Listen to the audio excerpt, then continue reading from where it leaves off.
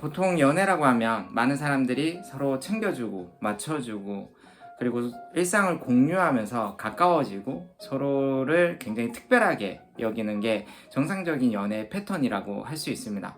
근데 가까워질수록 갑자기 잠수를 타거나 이별을 통보하는 사람들이 있어요. 많은 사람들이 이런 성격을 회피형이라고 말을 합니다. 사실 이 회피 성향이 강한 사람들은 조금 충격적이게도 굉장히 잘해줄수록 사랑의 감정을 부담이라고 느껴요. 리마인드에서는 회피형이라는 그런 성인 애착 유형, 그거는 사용하지 않습니다. 성인 애착 유형은 현재 이제 심리 치료에서도 많이 쓰긴 하는데 리마인드에서는 따로 사용하진 않고 강박증이라는 그런 용어를 많이 씁니다.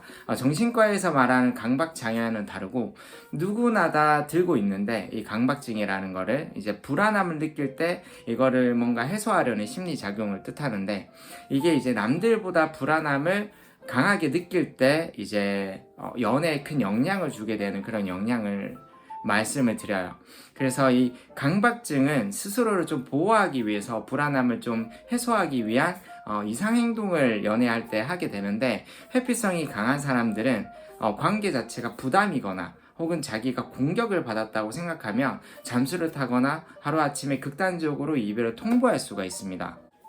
회피성이 강한 사람들은 이 관계가 가까워지는 것, 즉 애착을 형성하는 것을 굉장히 부담 혹은 고통이라고 받아들이는 경우들이 굉장히 많습니다.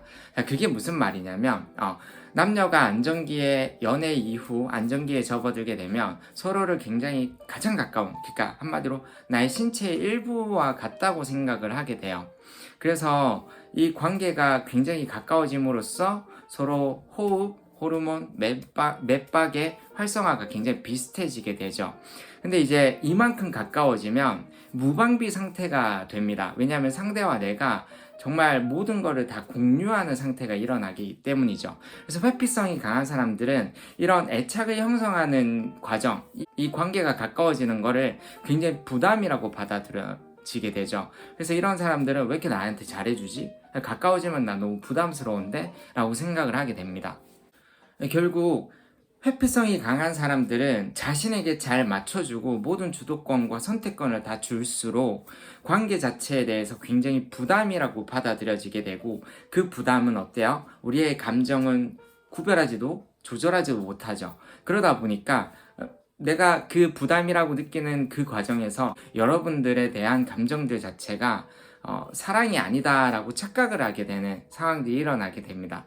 그래서 이제 잘해줄수록 회피를 하거나 더 설득하고 노력할수록 뭐예요? 잠수 혹은 이별 통보를 하게 되는 상황들이 일어나게 되는 것이죠. 실제 내담자분 중에 후기 중에 빌런 대 빌런이라는 그런 후기가 있어요. 그 내담자는 굉장히 성격이 셌던 사람이었어요. 얼마나 셌냐면 상대방을 도심 한복판, 명동 한복판에서 무릎 꿇고 울고 빌게 만들 정도로 성격이 굉장히 강했고 상대는 굉장히 극단적인 잠수를 타던 사람이었던 거죠.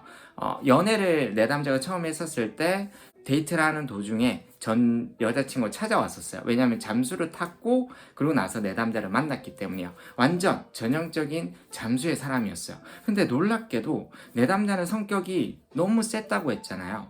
상대가 잠수를 타도 벗어나지 못하는 거예요. 엄청나게 강한 질타와 엄청난 성격을 부림으로써 상대가 벗어나고 싶어도 벗어나지 못하는 상황이 일어나게 되는 거죠. 자, 이 과정을 보면 결론적으로 회피성이 강한 사람들은 어떤 사람들한테 끌려요? 자기가 주도권을 잃어버리고 선택권을 줄수록 더 많이 끌려갈 가능성이 매우 높은 거죠. SNS나 많은 곳에서 회피성이 강한 사람들은 그냥 가만히 있으면 된다. 혹은 그냥 이제 이 사람들한테 모든 걸 100%다 맞춰줘야 된다. 그 사람을 무조건 이해해줘야 된다. 하지만 앞서 말씀드렸듯이 자신이 페이스를 가지고 관계 자체에 대해서 내가 너무 부담이라고 느껴지면 관계를 더 밀어내고 차단을 하거나 최악의 상황들이 일어날 수 있어요.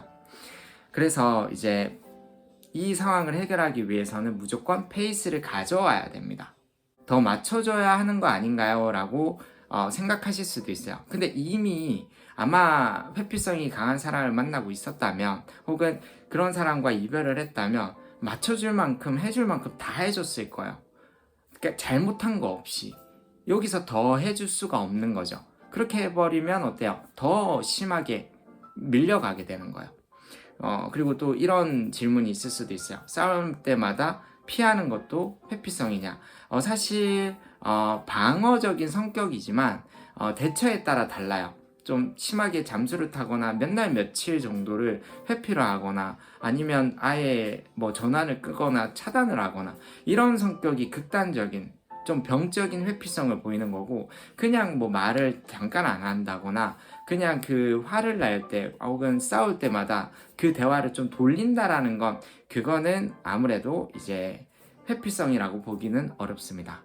자, 오늘 내용이 조금 충격적이실 수도 있는데 실제로 지금까지 매년 1000건 이상의 상담을 하면서 이 회피 성향을 강한 리마인드에서는 강박증이 강하고 방어적인 성격이 좀 병적으로 심한 사람들의 경우 굉장히 잘해주면 훨씬 더 심하게 회피를 한다라는 사실을 많이 알게 됐어요. 그러다 보니까 이런 대처들을 꼭 알고 제대로 이해하고 이런 사람들을 만났다면, 내가 절대 페이스를 주면 안 되는구나 라는 걸 꼭 인지하시길 바라겠습니다. 마지막으로 오늘 배운 내용을 최종 정리 한번 해볼게요. 자, 첫 번째, 회피성이 강하다라는 거, 강박증이 강하다. 두 번째는 회피성이 강한 사람들은 자기가 페이스, 즉 주도권과 선택권을 가질수록 훨씬 더 부담 혹은 관계에 대한 거리감을 느끼려고 하게 된다. 회피성이 강한 사람과 이별을 했을 시 설득하거나 매달리면 절대 안 된다라는 거 꼭 기억해 주시고, 오랜만에 오늘 이렇게 영상을 올리게 되었는데 너무 반갑고, 좀 이제는 자주, 최대한 늦어도 매주 한 번씩은 이 영상을 올리도록 하겠습니다. 많은 분들에게 정말 많은 도움이 될 수 있도록 정말 많은 노력을 하도록 할게요.